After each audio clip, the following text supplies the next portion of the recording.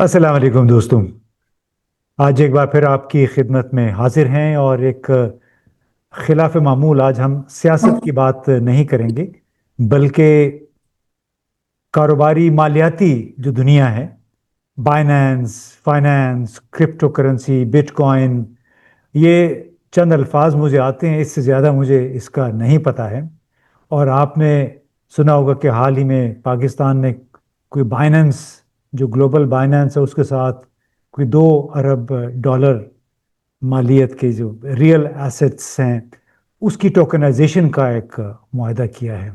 अब पहले तो मुझे समझ ही नहीं आई कि एक ऐसा मुल्क जो कि कर्ज़ों में डूबा हुआ है, जिसकी मईशत बुनियादी तौर पे कर्ज़े पे चल रही है, वो ऐसी दुनिया में, मालियात की ऐसी दुनिया में कहाँ कदम रख रहा है, फिर कौमी वसाइल को टोकनाइज कर रहा है कि जहाँ मालूम नहीं, अगर कोई क्रैश हो जाए तो फिर उस एसेट की क्या वैल्यू रहेगी। ये कुछ टेक्निकल सी बातें हैं, मुझे ज़्यादा समझ नहीं आती, तो मैंने इसीलिए आज जहमत दी है मीर मोहम्मद अली ख़ान साहब को।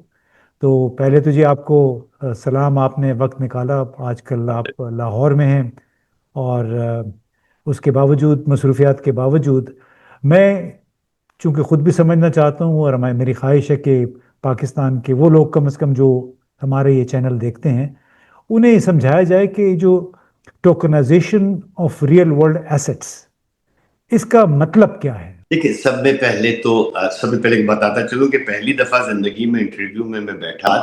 हम दुनिया में ये किसी ने आज तक नहीं किया है।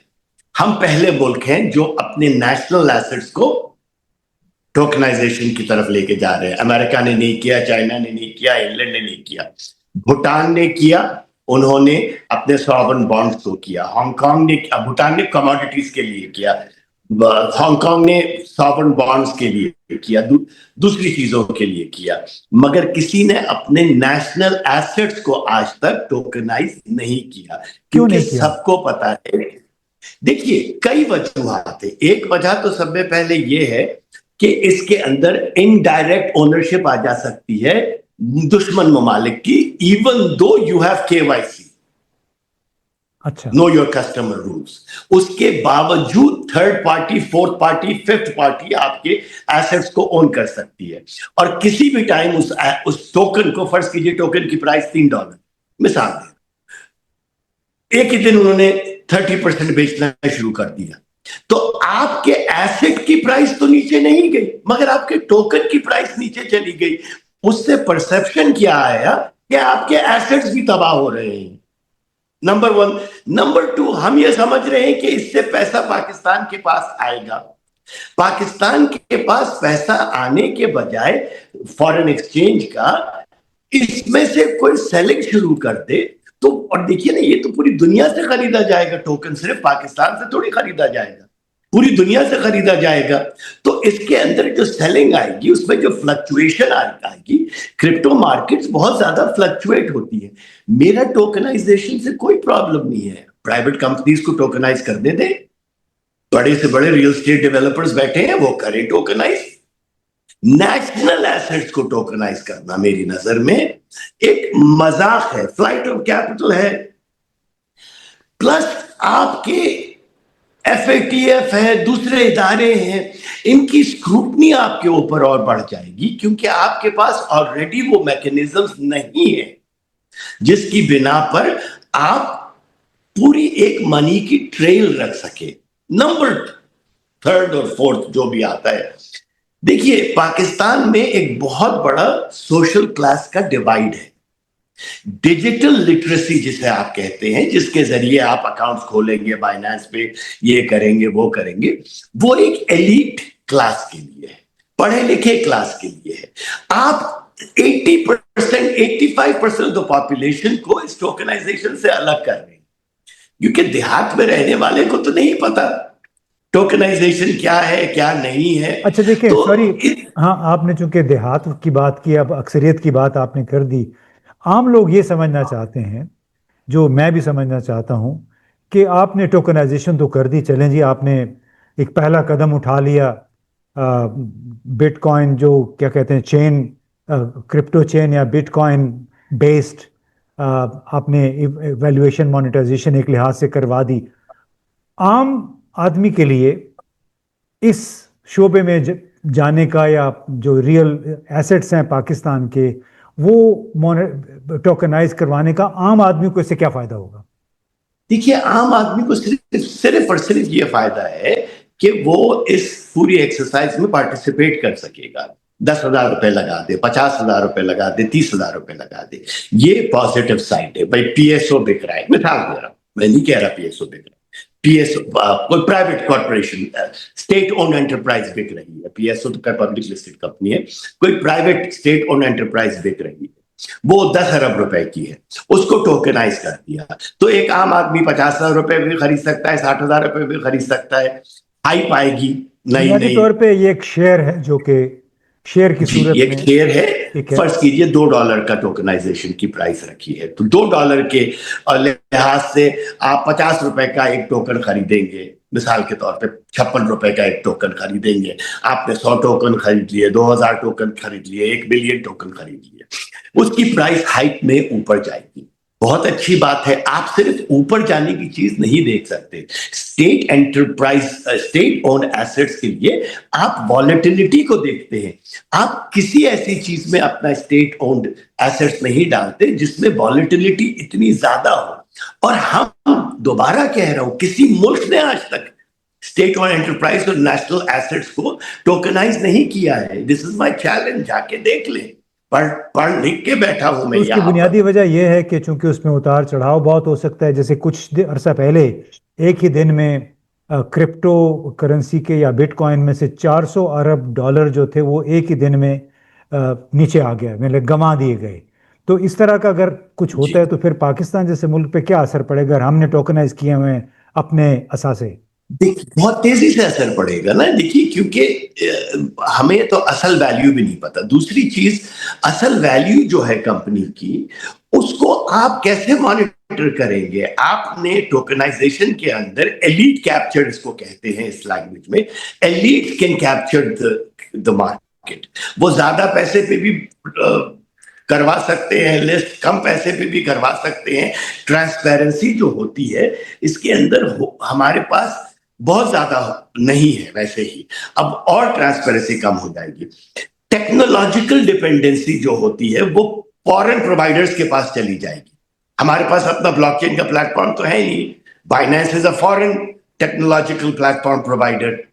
تو آپ باہر کے پرووائڈرز کے اوپر, بلاک چین پرووائڈرز کے اوپر, blockchain platform providers کے اوپر آپ کی ڈیپینڈنسی بڑھتی جا رہی ہے. ایسے کہیں نہیں ہوتا نیشنل ایسٹس کے لیے. دوبارہ میں کہہ رہا ہوں, پرائیویٹ کمپنیز کرنا چاہتی ہیں, سر آنکھوں پہ کریں, ان کا پیسہ ہے, ان کے شیئر ہولڈرز کا پیسہ ہے, عوام کا پیسہ نہیں ہے.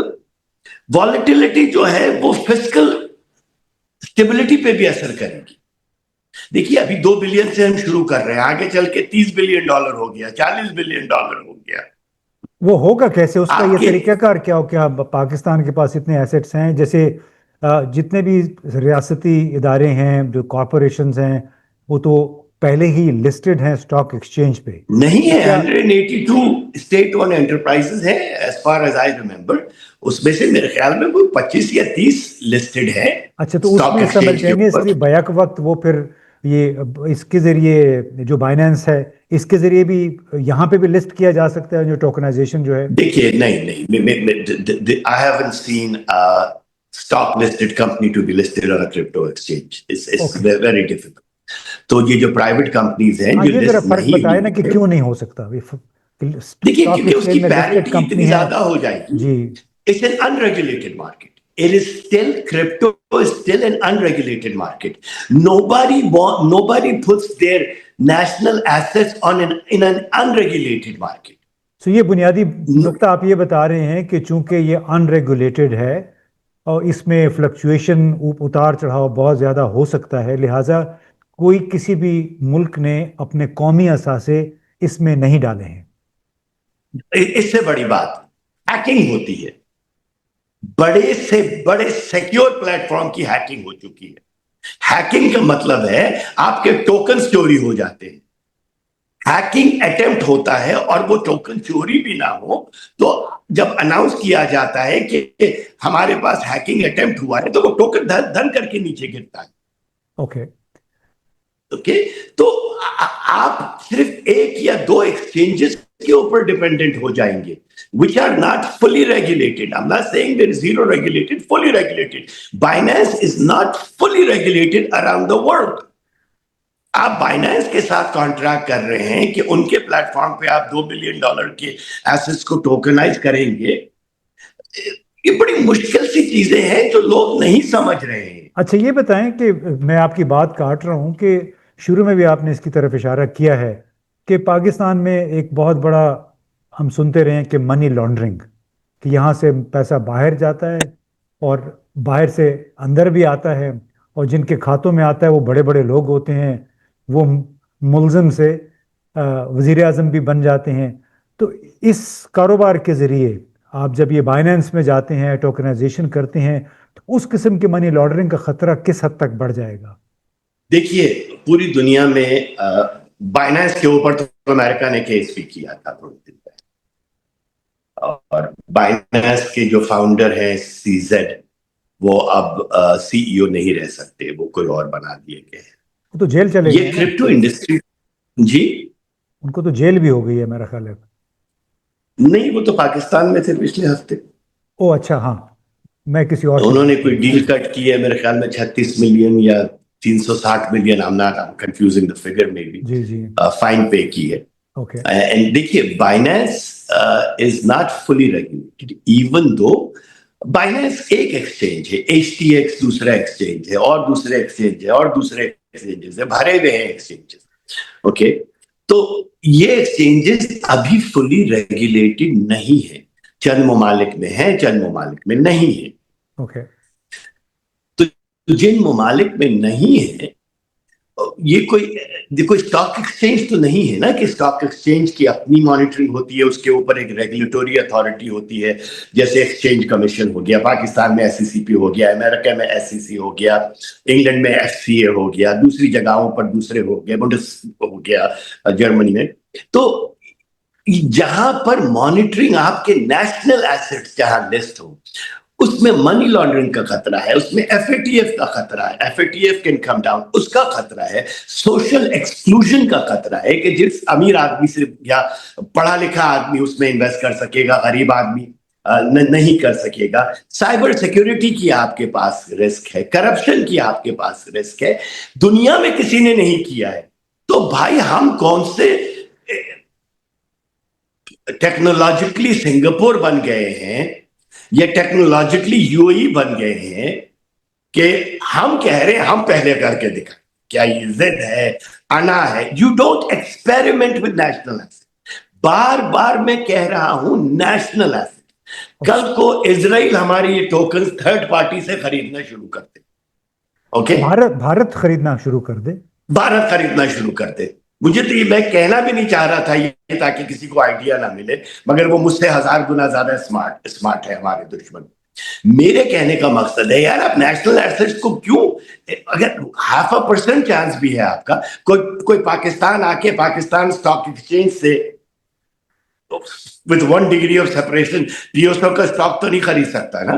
जी बिल्कुल, बिल्कुल आपका बजा कंसर्न है। अगर आपका और कोई पॉइंट है इसमें, अगर आपने जो लिखे हुए थे तो वो क्विकली बता दें। बहुत सारे पॉइंट्स हैं, मैं क्या कहूं, दिल जो है ना वो बस कि क्या कहूं। यही चीज मैंने आपसे पहले वाले प्रोग्राम में भी कही थी कि मुझे कोई प्रॉब्लम नहीं है क्रिप्टो से, बहुत अच्छी बात है क्रिप्टो लेकर आ रहे हैं, बहुत ही अच्छी बात है, मगर क्रिप्टो लाने के लिए आप क्रिप्टो में नेशनल एसेट्स को नहीं लेकर आए।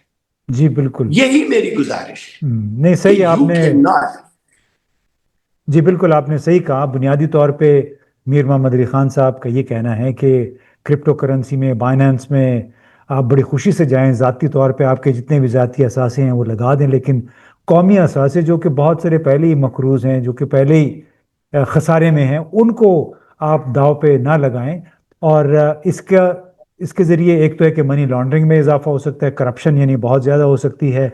दूसरा, آپ کے جو دشمن ممالک ہیں وہ آپ کے سسٹمز کو ہیک کر سکتے ہیں، اور ہمارے تو کئی قومی اداروں کے جو بنیادی جو سسٹمز ہیں، ڈیٹا بیسز ہیں، وہ ہیک ہو چکی ہیں۔